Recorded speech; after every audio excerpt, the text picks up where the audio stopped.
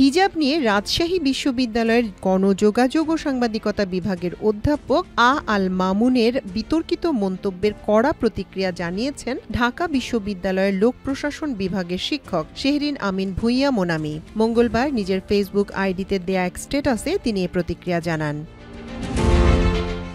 আল মামুনের স্ট্যাটাসটি শেয়ার করে শেহরিন আমিন লেখেন, রাজশাহী বিশ্ববিদ্যালয়ের একজন শিক্ষকের এ পোস্টটি দুঃখজনকভাবে আমাদের মধ্যে লুকিয়ে থাকা সাংস্কৃতিক ও রাজনৈতিক গোঁড়ামি, ইসলামোফোবিয়া এবং বৈষম্যমূলক মনোভাবকে প্রকাশ করেছে, যা কিছু একাডেমিক খেতাবের আড়ালে লুকিয়ে থাকে।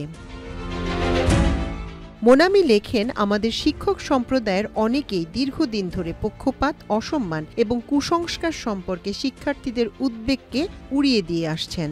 তিনি আরও লিখেন, এ স্ট্যাটাসটি একটি স্মারক যে এ ধরনের উদ্বেগ এবং অভিযোগ ভিত্তিহীন ছিল না এবং নয়, বরং এটি প্রকাশ করে যে আমরা কতটা গভীর এবং বিপজ্জনকভাবে সাম্য, নৈতিকতা এবং সম্মানের নীতিগুলো বজায় রাখতে ব্যর্থ হয়েছি, যা একটি একাডেমিক সম্প্রদায়কে সংজ্ঞায়িত করা উচিত। সবশেষে শেহরিন আমিন লেখেন, আমরা কখন আমাদের শিক্ষার্থীদের কেবল তাদের পছন্দ, বিশ্বাস এবং পরিচয়ের জন্য সূক্ষ্ম বৈষম্য এবং বিচারের স্বীকার করা বন্ধ করব।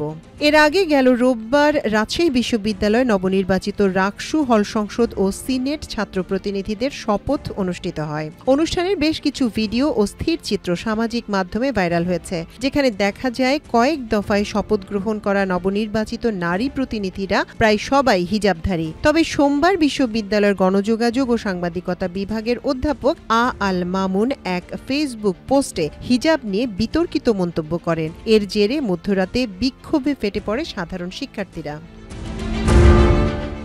বিতর্কিত ওই পোস্টে অধ্যাপক মামুন রাকসু হল সংসদের নারীদের শপথ গ্রহণের ছবি দিয়ে লেখেন, এই ব্যক্তিগত স্বাধীনতা আমি এন্ডোর্স করছি। কাল আমি এরকম ব্যক্তিগত স্বাধীনতা পরে ও হাতে নিয়ে ক্লাসে যাব, পরব 2 কোয়ার্টার আর হাতে থাকবে মদের বোতল। মদ তো ড্রাগ না, মদ পান করার লাইসেন্সও আমার আছে। শিবির আইসেন, সাংবাদিকরাও আইসেন। তার এই পোস্টের পরই সামাজিক যোগাযোগ মাধ্যমে শুরু হয় ব্যাপক সমালোচনা। পরবর্তীতে তিনি পোস্টটি ডিলিট করে দেন। এরপর রাজশাহী বিশ্ববিদ্যালয়ে স্ট্যাটাসের বিরুদ্ধে শিক্ষার্থীরা তীব্র প্রতিবাদ শুরু করেন।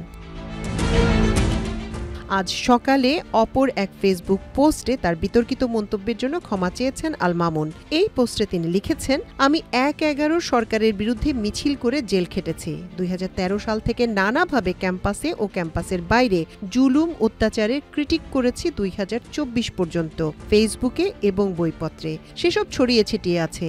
জুলাই আন্দোলনে সক্রিয়ভাবে শিক্ষার্থীদের পাশে ছিলাম। শিক্ষক হিসেবে আন্দোলনকারীদের আগলে রেখেছিলাম। স্বৈরাচারী শেখ হাসিনার পতন মুহূর্তে স্বপ্ন দেখেছিলাম নতুন এক বাংলাদেশের, কিন্তু এরপর বহু ঘটনা ঘটেছে। যেমন চেয়েছিলাম, বাংলাদেশ সেদিকে হাঁটেনি। নিজেকে হতাশাগ্রস্ত দাবি করে তিনি আরও লেখেন, ব্যাপক হতাশা কাজ করে আমার মধ্যে। হতাশাগ্রস্ত আমি ঝোঁকের বশে এমন কিছু লিখি যা লেখা উচিত হয়নি, তা আমি লিখতে চাইও নি। মিসরিডিং হবে বুঝতে পেরে সঙ্গে সঙ্গে আমি পোস্টটি সরিয়ে নেই। পোশাক বিষয়ে আমার ভাবনা পরিষ্কার। পোশাকের কারণে আমি কাউকে বড় বা ছোট করে দেখি না।